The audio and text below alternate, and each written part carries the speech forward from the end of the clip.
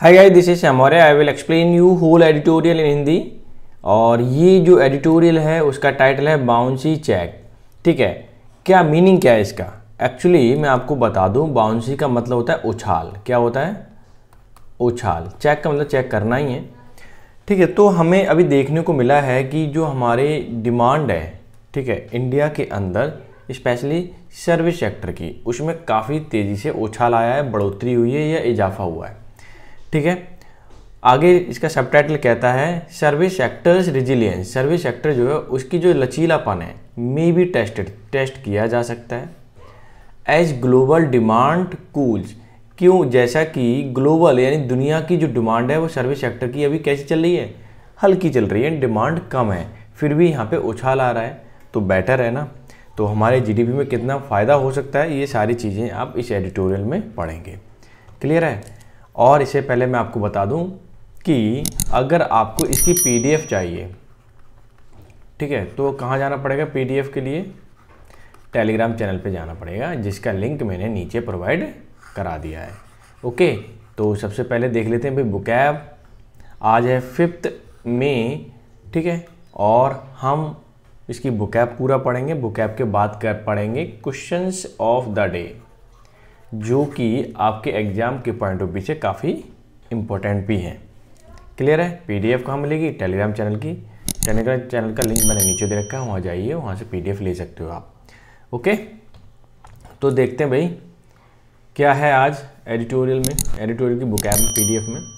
First word है bouncy. इसका मतलब उछाल या उत्लावकता, यानी कि ईयरीनेस, यानी कि उछलना, प्रफुल्लता, ठीक है, स्प्रिटनेस, ये सारे इसके क्या हो जाएंगे? सिनोनिम हो जाएंगे।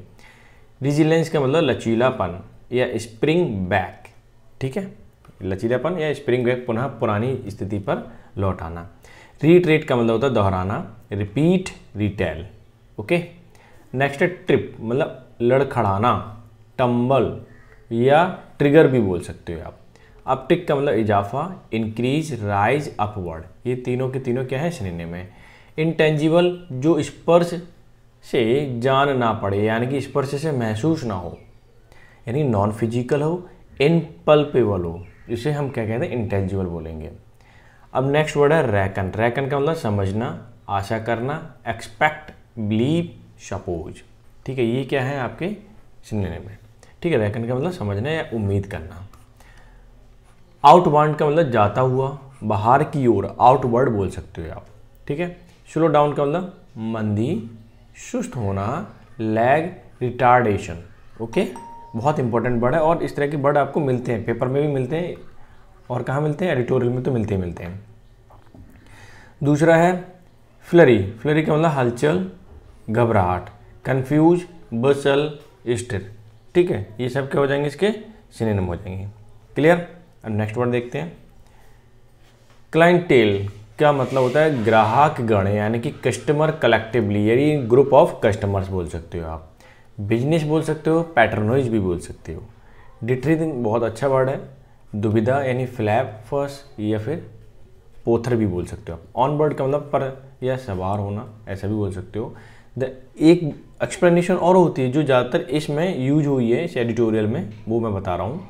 द एक्शन और प्रोसेस, ठीक है, प्रोसेस ऑफ इंटीग्रेटिंग मतलब शामिल करना, अ न्यू एम्प्लॉय, किसी नए एम्प्लॉय को, इनटू ए ऑर्गेनाइजेशन। ठीक है, ऑर्गेनाइजेशन में नए एम्प्लॉय को शामिल करना। अगर ये भी इंपॉर्टेंट वर्ड है क्योंकि कई बार पूछा गया है। शगुनिया यानी भविष्य बतलाने वाला या बताने वाला। ऑस्पिकेट भी बोल सकते हो, और क्या बोल सकते हो? फॉरकास्ट भी बोल सकते हो। ठीक है, तो ये थी आज वोकैब की पीडीएफ, और पीडीएफ जरूर ले लेना। कहाँ से? टेलीग्राम चैनल से, जिसका लिंक मैंने नीचे दे दिया है। अब चलते हैं भाई क्वेश्चन ऑफ द डे पर। ठीक है, ऑल इज नॉट वेल, सब कुछ ठीक नहीं है। द ऑटोमोबाइल सेक्टर, किसमें? ऑटोमोबाइल सेक्टर में ठीक नहीं है। अब ये दे रखा है गैप, और इसमें भरना है आपको 4 प्रीपोजिशन। आपको देखना है कौन सा है, पहले आप ट्राई कीजिए, वीडियो को पॉज कर दीजिए। अगर आपने भर दिया तो बेटर है, वरना मैं बता देता हूँ।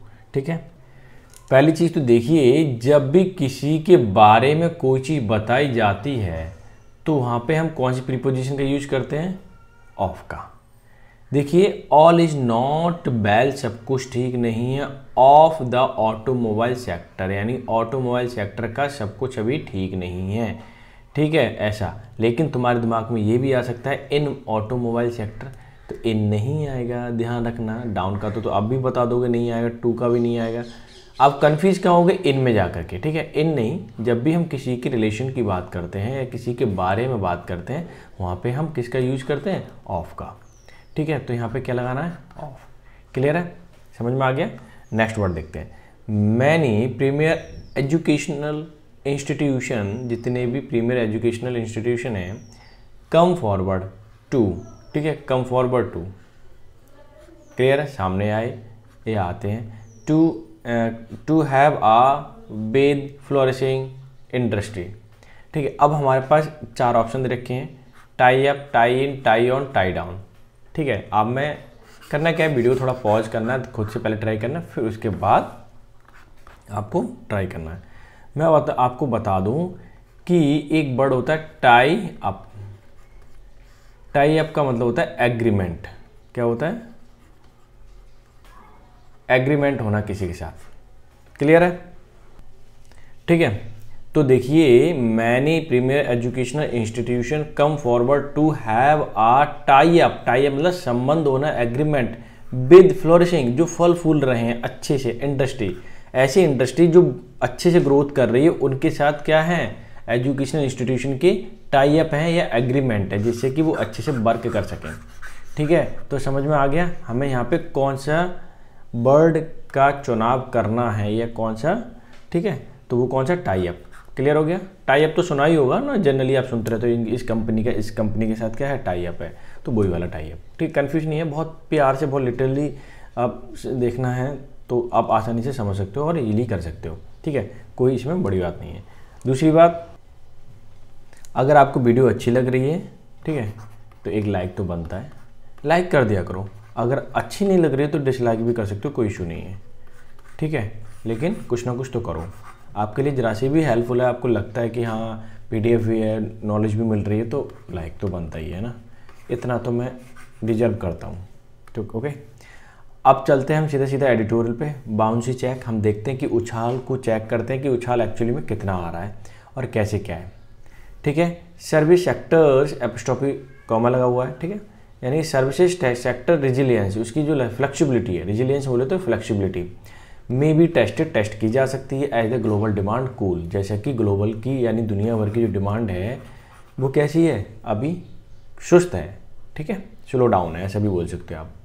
अब मैं क्या करूँगा, एडिटोरियल को सेंटेंस वाइज यानी कि या क्लॉज वाइज एक्सप्लेन करूँगा ताकि आपको समझ में आए। ध्यान देना, इंडियाज यानी कि इंडिया का सर्विस सेक्टर सीम्स मतलब प्रतीत होता है, ठीक है। इंडिया सिंगुलर है तो ये भी सिंगुलर है। To have had a great start, कि इसके पास क्या है, ग्रेट स्टार्ट हुआ है टू दिस ईयर, यानी कि जो सर्विस सेक्टर है इंडिया का वो ऐसा दिखाई देता है कि स्टार्टअप इसका या स्टार्टिंग जो हुई है बहुत अच्छी हुई है इस वित्तीय वर्ष में। इफ वन, यहाँ तक क्लियर हो गया। If one were to go to purely by findings of S&P, ठीक है, standard and poor global services देखते हैं, जिसमें PMI यानी कि purchase manage index, business activity index अगर देखें तो वो बेटर है। अगर किसी की, क्लियर है, यानी कि क्या देखें हम, किसी की जो फाइंडिंग्स करें, ठीक है, फाइंडिंग्स का मतलब ढूंढना किसी भी चीज़ को, रिजल्ट को, global services S&P and PMI यानी कि purchase manager index business activity को देखें, ठीक है, बहुत अच्छे ढंग से, प्योरली, क्लियर, तो अच्छे से स्टार्टअप हुआ है, यानी इस साल जो है वो अच्छी ग्रोथ करेंगे ऐसी उम्मीद लगाई जा रही है, क्योंकि स्टार्टिंग ही अच्छी हुई है, डिमांड जो है अच्छी हुई है सर्विस सेक्टर में। क्लियर है, ये कहना चाह रहे हैं। अब देख लेते हैं अगला सेंटेंस। क्लियर, पहले कर देता हूँ मैं इसे हाईलाइट। एक क्लॉज ये हो गया आपका, एक क्लॉज ये हो गया, और अप्रैल, एक मिनट, ये आपका ये लीजिए, ठीक है, ये सेंटेंस हो गया। अब देखिए, बेस्ड ऑन सर्वे, जो सर्वे हुए हैं ऑफ अराउंड 400 यानी 400 फर्म्स, 400 कंपनियों के, across segment such as consumers services, अगर इन 400 कंपनियों को देखें, 400 फर्म को देखें, ठीक है, सच एज कंज्यूमर सर्विसेज, जो कंज्यूमर सर्विस मांग रहे हैं, डिमांड कर रहे हैं और वो दे रही हैं फर्म, जैसे चाहे वो फाइनेंस के हो, एंड कम्युनिकेशंस है, एंड इंडेक्स रीडिंग स्टूड, और उसका जो इंडेक्स यानी सूची, जिसको हम सूची कहते हैं, जो वो आती है स्टूड एट 62 इन अप्रैल के महीने में 62 इंडेक्स नंबर मिला है उसको इंडेक्स में। द हाईएस्ट सीजनली अगर देखें तो वो हाईएस्ट है, सुपरलेटिव डिग्री है, इसलिए इन्होंने दा लगाया है। एडजस्ट फिगर 153 मंथ्स, यानी कि 153 महीनों में ऐसा पहली बार एडजस्ट हुआ है ये वाला फिगर। कितना? 62 नंबर आना। और नियरली 13 ईयर्स, लगभग 13 सालों में ऐसा पहली बार हुआ है कि स्टार्टिंग में ही अप्रैल के महीने में इसका जो इंडेक्स है वो 62 तक पहुंच गया हो। क्लियर है? इसलिए बोला गया है, इसी पे एडिटोरियल लिखा गया कि यहाँ की जो उम्मीद है, एक्सपेक्टेशंस है ग्रोथ की, वो बहुत बेटर है। ठीक है। A reading of over 50 index, अगर हम देखें रीडिंग अगर कभी भी 50 से ऊपर आती है, कंस्ट्रक्ट सिंस 2005, ये जो जब से 2005 से इसे कंस्ट्रक्ट किया गया, बनाया गया था, इंडिकेट्स मतलब दर्शाता है, रीडिंग जो दर्शाती है 50 से ऊपर, an expansion in activity levels relative to the previous month, कि इसके जो एक्सपेंशन है, फैलाव है, बढ़ाव जो हो रहा है प्रीवियस मंथ से ज़्यादा हो रहा है। यानी प्रीवियस मंथ में इतनी रैंकिंग नहीं आई थी जितना कि, या फिर रीडिंग इतनी नहीं आई थी जितना कि अब आया है, इसने रिकॉर्ड तोड़ दिए, इसलिए ज़्यादा ही उम्मीद अच्छी की जा रही है। अगर मैं यहाँ तक ये लीजिए सेंटेंस को कर देता हूँ हाईलाइट, ताकि आप बेहतर तरीके से आप समझ पाएँ। ठीक है। अब यहाँ से देखिए ये क्या कहता है sentence, to put the April number, कि अप्रैल के नंबर को इन पर्सपेक्टिव मोड में रख दें, यानी देखने के लिए, द एवरेज या कंपैरिजन करने के लिए, द एवरेज PMI, ठीक है, रीडिंग फॉर सर्विसेज थ्रू 22-23, यानी पिछली साल देखें वॉज अराउंड 57.3, उसकी रीडिंग क्या थी पिछली साल की, वो थी 57.3 थी, अभी 62 तक चली गई है। ठीक है। आगे देखिए द इंक्रीजिंग, जो अभी इंक्रीज हुआ है, अब ये क्या कहना चाह रहा है, यहाँ तो क्लियर हो गया। अगर हम कंपैरिजन करें, पर्सपेक्टिव मोड में रख दें, अप्रैल का जो, ठीक है, डेटा है या रीडिंग है, पिछले मुकाबले देखें तो कितनी ज़्यादा आप देख सकते हो, 57.3 थी पिछली साल और इस बार 62 पहुँच गई है।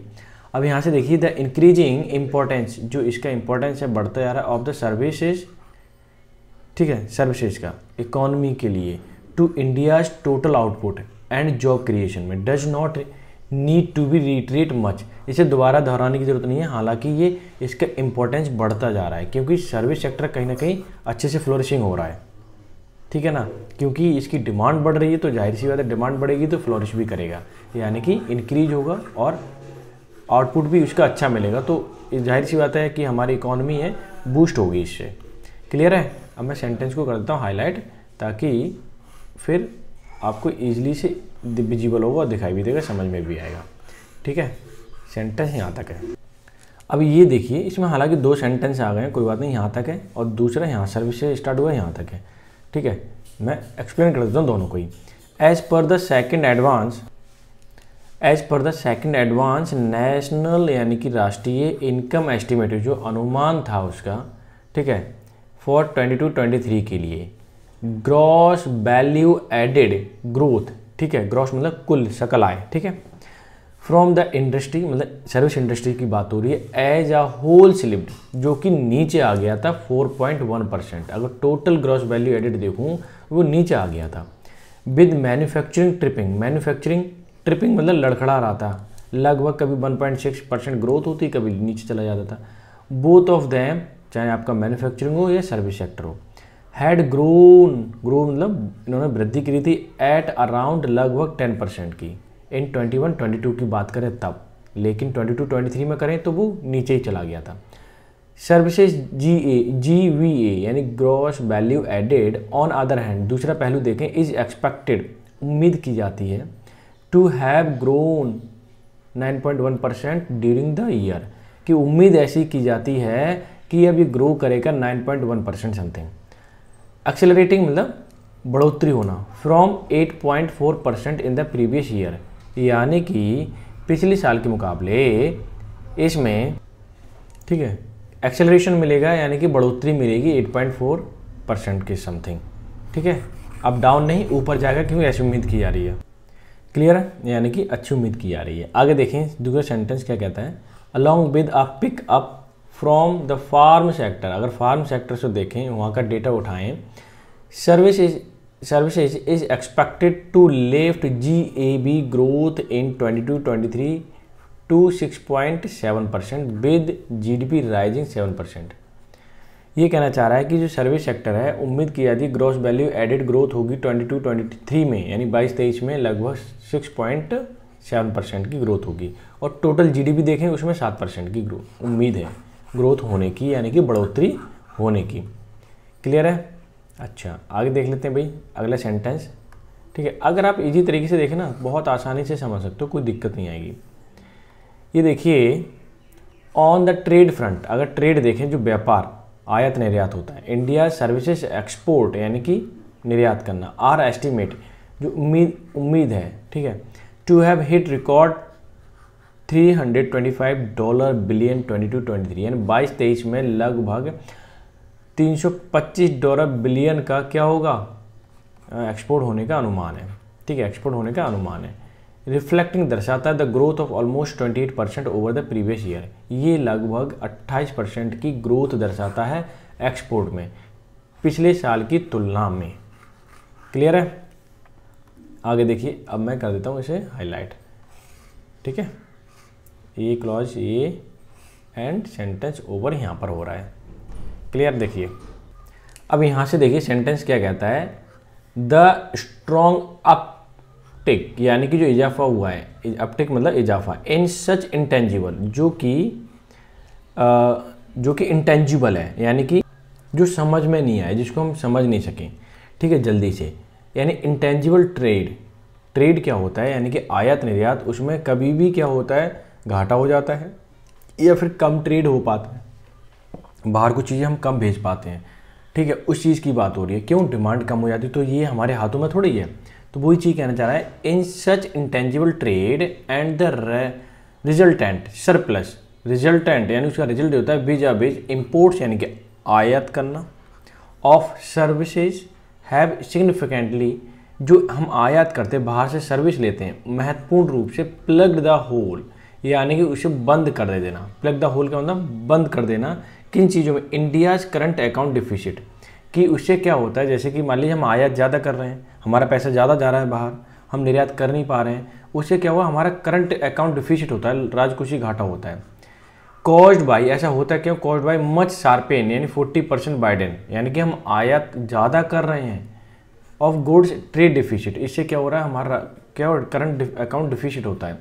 विच इज़ रेकन, जो कि हमें, रेकन का मतलब होता है किसी चीज़ का समझने में, इसका मतलब होता है उम्मीद, एक्सपेक्टेशंस, एक्सपेक्ट, ठीक है, रेकन के साथ हमेशा टू प्रीपोजिशन आती है। हैव हिट $267 बिलियन, ठीक है, 2 यानी $267 बिलियन का ड्यूरिंग दिस ईयर क्या होने वाला है, आयात होने वाला है इस बार, ठीक है, ऐसी उम्मीद की जाती है। क्योंकि अगर आयात ज़्यादा होगा तो हमें होगा लॉस, इसलिए हमें एक्सपोर्ट भी करना ज़्यादा ज़रूरी है, जिससे कि बैलेंस बना रहे, ना तो फिर क्या होता है, डिफिसिट होने लगता है, घाटा होने लगता है, क्योंकि पैसा ज़्यादा जाएगा अगर हम ज़्यादा आयात करेंगे, तो इसलिए हमें सर्विस लेनी भी है और प्लस देनी भी है, तो बैलेंस बना रहे। क्लियर है, सेंटेंस हमारा यहाँ तक है।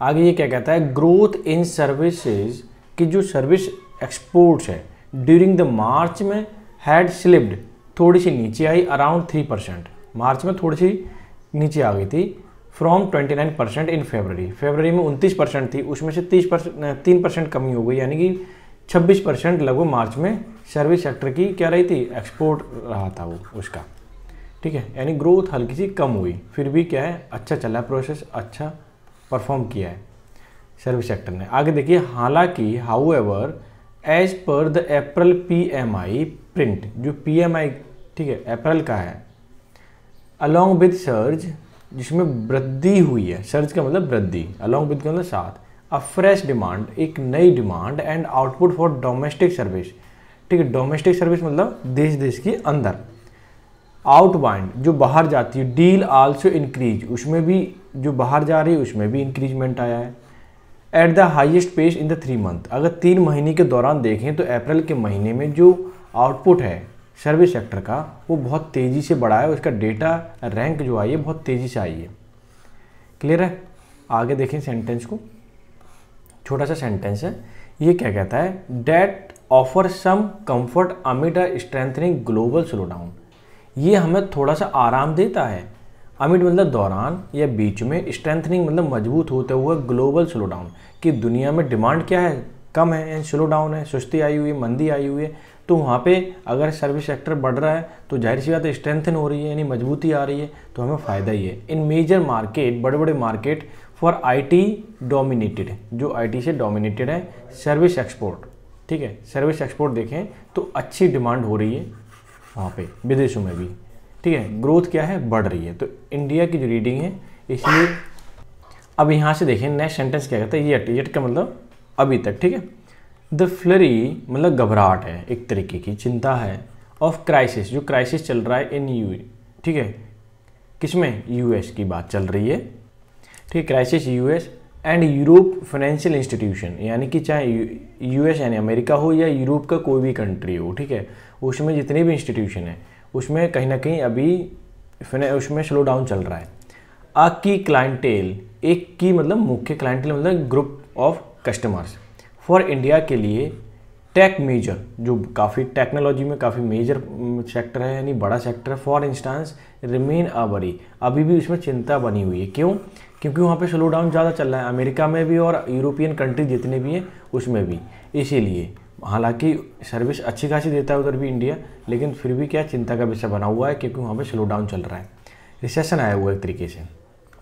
आगे देखिए, that services export growth could moderate, वहाँ पे जो एक्सपोर्ट की सर्विस की बात करूँ, सर्विस जो हम एक्सपोर्ट करते हैं उसकी ग्रोथ है मॉडरेट है, मतलब ना तो ज़्यादा बढ़ रही है ना ज़्यादा घट रही है, मतलब मॉडरेट स्लो पेस में चल रही है। Going forward is कोरोबोरेटेड